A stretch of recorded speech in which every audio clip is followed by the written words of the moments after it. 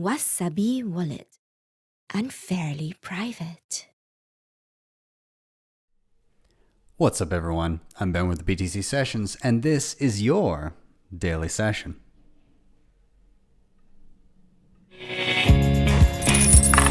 Hodl that Bitcoin. Before we dive in, I want to give a shout out to sponsors of the show, LEDN.io. I've been using these guys for well over a year now, and they've got a whole bunch of different products. The first one is their Bitcoin-backed loans. This was the first thing I ever used. So ideally, if you're in a pinch and you need to get your hands on dollars, but you don't want to sell your Bitcoin, this could be an option for you, and it was for me. You dedicate your Bitcoin in a dedicated address that you can audit 24/7. You can get Bitcoin in, or rather you can get dollars into your bank account within 24 hours usually. And when you pay back that dollar amount, you get all of your Bitcoin back. In fact, the exact same UTXO. Now they've also got a couple other products. They've got their Bitcoin and USDC savings accounts where you can earn up to 7.5% interest annually. And they've got the B2X offering where you use the same loan mechanism to effectively buy more Bitcoin on the spot, doubling your Bitcoin. So if you want to check out any of these, there is a link in the show notes down below. And if you use that link to secure a loan, then they'll give you $50 worth of Bitcoin for free. And secondly, we have Coincards. I've been using these guys for freaking 6 years now. Super awesome, especially for those of you that are attempting to kind of make that leap to living on Bitcoin, or at least like moving away from banking as much as possible, which I am firmly in that camp. And so these guys, really simple. They sell gift cards for Bitcoin. They accept Bitcoin on chain, and they also accept Lightning. Or if you've got some shit coins you want to dump, then you could also dump them here. Anyways, they've got tons of stuff. They're available in the US and Canada. And you can actually also top up your mobile account with them. Again, can't say enough good things about these guys. Be sure to check them out in the link down below. With that, let's dive into the news. So the Pentagon modeled a war game that included a scenario for a military response to a domestic Generation Z rebellion, which happens to include Bitcoin. This is real. This is an actual war game that they modeled, and it did indeed include Bitcoin. So those of you that don't know, there are a lot of exercises where the Pentagon will model different things that could happen and how they might respond to it. Anyways, this was just a portion of their modeling in this particular document. It was only a couple pages, but interesting nonetheless. So I'm just gonna read some excerpts from not only the report itself, but then subsequently from this article on The Intercept here. So, both the September 11th terrorist attacks and the Great Recession greatly influenced the attitudes of this generation in the United States and resulted in a feeling of unsettlement and insecurity among Gen Z. Although millennials experienced these events during their coming of age, Gen Z lived through them as part of their childhood, affecting their realism and worldview. Many found themselves stuck with excessive college debt when they discovered employment options did not meet their expectations. Gen Z are often described as seeking independence and opportunity, but are also among the least likely to believe there is such a thing as the American dream and that the system is rigged against them. Frequently seeing themselves as agents for social change, they crave fulfillment and excitement in their job to help move the world forward.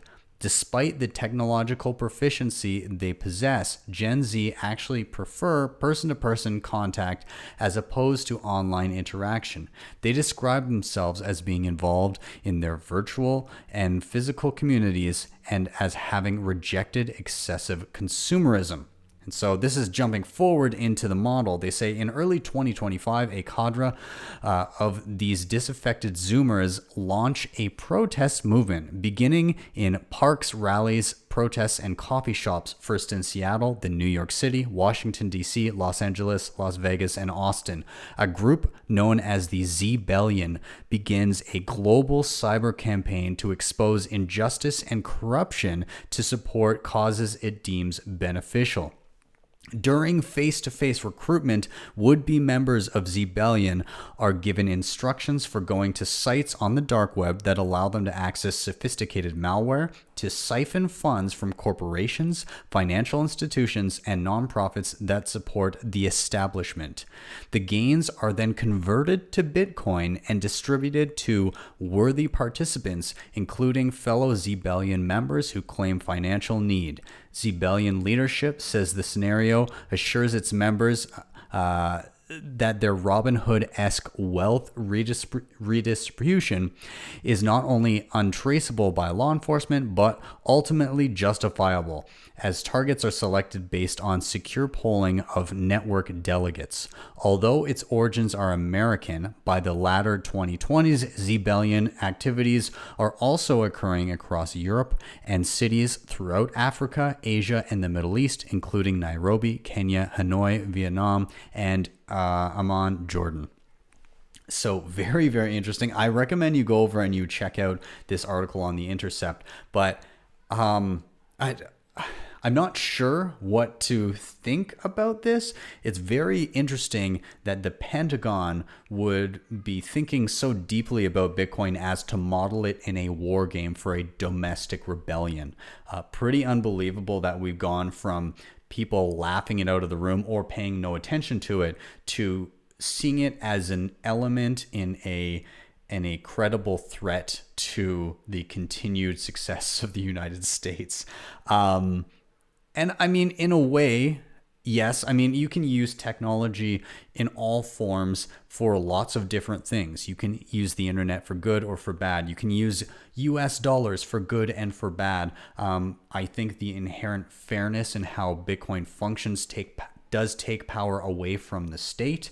And I mean, I guess if you're the state, that can be deemed as a threat. And I mean, in a war game that they map out like this, where people are now, first of all, I'm definitely not in favor of stealing the accumulated wealth of an individual or a company that goes and legitimately earns it. But as Bitcoin is a censorship-resistant, immutable global money, it could be used in an instance such as this. And so I guess they have to consider that when they're looking at things like this. I don't know. Let me know what you think. What were you thinking when you heard that breakdown here? It sounds amazing to me to be hearing this almost not dystopian, but very, I don't know. It sounds like a movie. I would watch this movie. Would you watch this movie? Anyways, I'm not going to comment too much on it, but very interesting nonetheless. Let's move on. As Coinbase tries to torpedo itself further, it has said that it is going to be licensing its analytics software to the IRS and DEA. So just a quick excerpt from this article on Decrypt. On Friday, the block reported that cryptocurrency exchange Coinbase was looking to license its blockchain analytics software to United States federal agencies, notably the Drug Enforcement Agency, the DEA, and the IRS. The spokesperson for Coinbase told Decrypt that this tool only offers them streamlined access to publicly available data, and at no point do they have any access to Coinbase internal or customer data. Still, nonetheless, people were not particularly happy about this. Now, I will get into other things about Coinbase momentarily, but people responding to this, Jameson Lopp, Bitcoin developer, co-founder and CTO at Casa, he said, "This is no surprise. Our distrust in you is strengthened. We will make your analytics software obsolete." And that, of course, is an ode to Nicolas Dorier, who created BTC Pay Server in an effort to make BitPay obsolete when they became somewhat of an enemy of Bitcoin. Josh Rager pointed to a whale alert tweet where they said that millions of dollars seem to be leaving Coinbase as we speak. Investors and traders are no longer limited to Coinbase or BitMEX. If you screw over customers, take part in shady deals, or don't improve your product, customers can now go elsewhere to trade or invest. Matt Odell from TFTC, gotta love him. Why do you hate your customers so much? I like that one. Anyways, this isn't the first time that people have been hating on Coinbase, and rightfully so. I made a video in March 2nd of 2019 when the hashtag delete Coinbase was big. And this was in response to them hiring a bunch of people from Hacker Team who sold software to oppressive regimes to crack down on their people. And this is after a long string of other bullshit that Coinbase has done in regards to just purposely stunting the growth of Bitcoin, being dishonest about it, surprisingly and without announcement, throwing Bitcoin Cash onto the exchange and front running that. It seemed like there was some insider trading going on there. There's just such a long list. I made this video last year and it was 33 minutes long explaining why Coinbase sucked. And at this point, it could be much, much longer. So anyways, if you want to go back and watch that old video, feel free to. Just know that it's a year and a bit out of date, and there's been many more things piled on there. Don't use Coinbase. And speaking of other things, unfortunately, that are probably not best to use, Brave Browser. Now, Brave Browser is good for privacy, but they recently came under fire for autofilling a Binance affiliate link. So I'll just read a quick excerpt from this Cointelegraph article. Crypto-powered privacy-focused web browser Brave has come under fire for automatically filling an affiliate link into its address bar when a user attempts to access the website for leading crypto exchange Binance and its United States-based subsidiaries Binance US. Brave's co-founder and chief executive Brendan Eich has acknowledged the mistake, in quotes, pledging that the error will soon be corrected to remove the automatic completion of its affiliate link after the situation gained traction on crypto Twitter. In quotes, Brave default autocompletes verbatim Binance US in the address bar to add an affiliate code. We are a Binance affiliate. We refer users via the opt-in trading widget on the new tab page, but autocomplete should not add any code. And that was a tweet from Brendan Eich. However, they said it was a mistake, but Whale Panda on Twitter quickly pointed out that this is really bad. Yet another reason to stop using Brave. Here are some more. It isn't just Binance. It's also affiliate links for Ledger, Trezor, and Coinbase.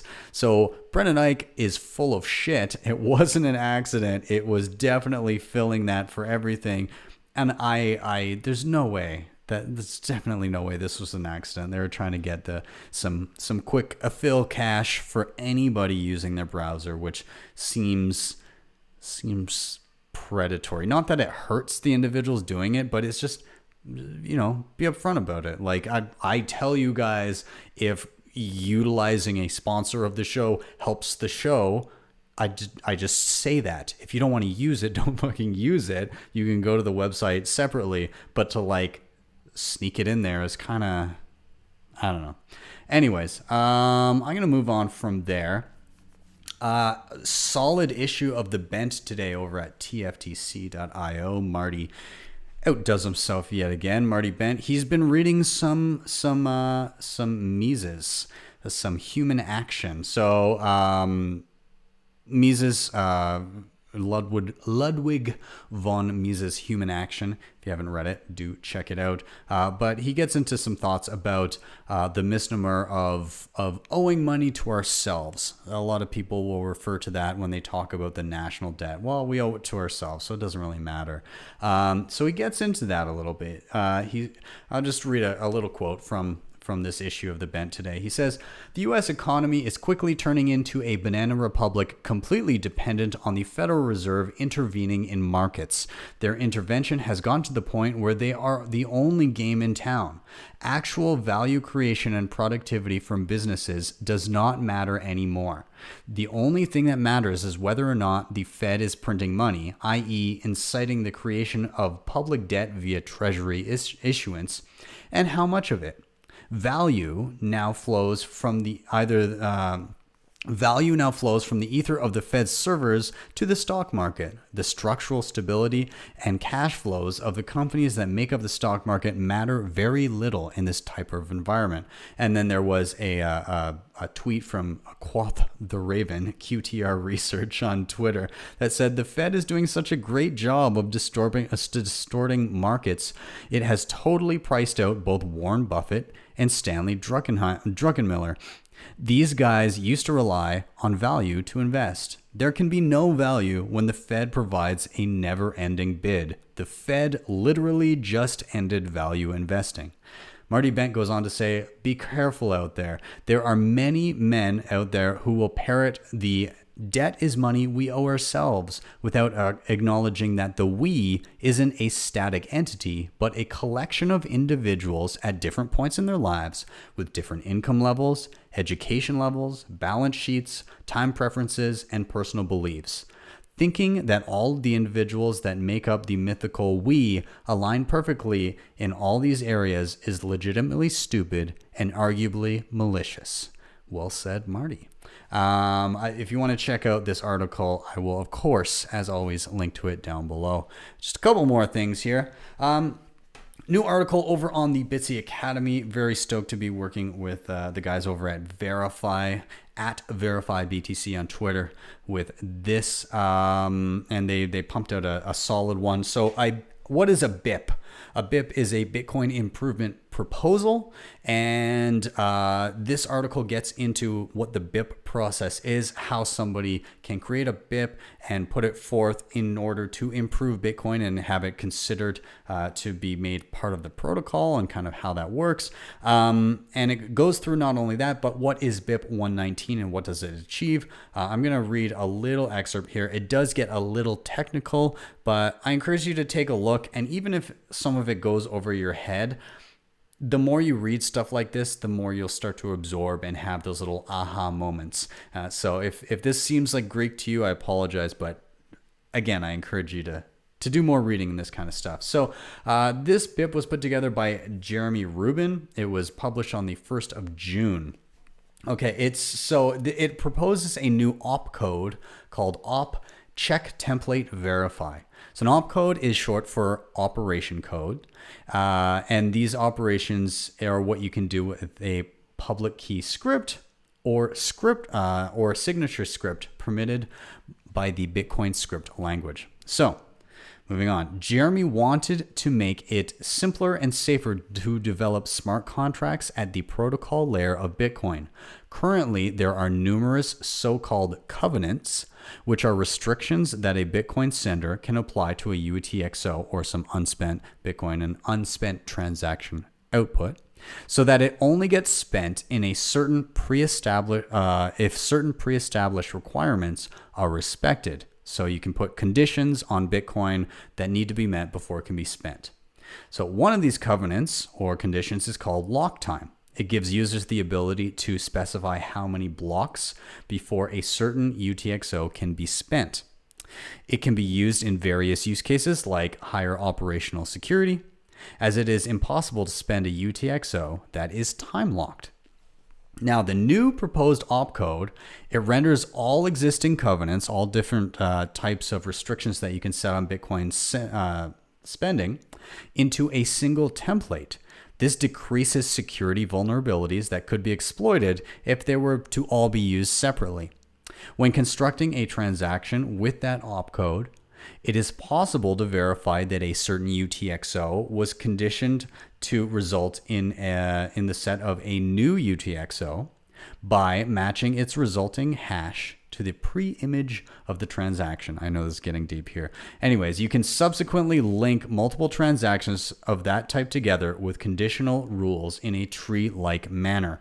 And so what this gets into is you can construct a transaction with a whole bunch of different recipients, and each one of those different recipients and those bits of Bitcoin going out can be attached different conditions in which the recipient will actually receive the Bitcoin.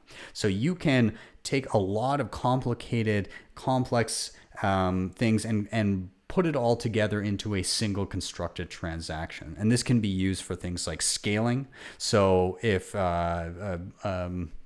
let's say an exchange needs to regularly send out money to its users, you can set it so that it will only spend at certain points when the mempool is not as full, or when fees get to a certain level.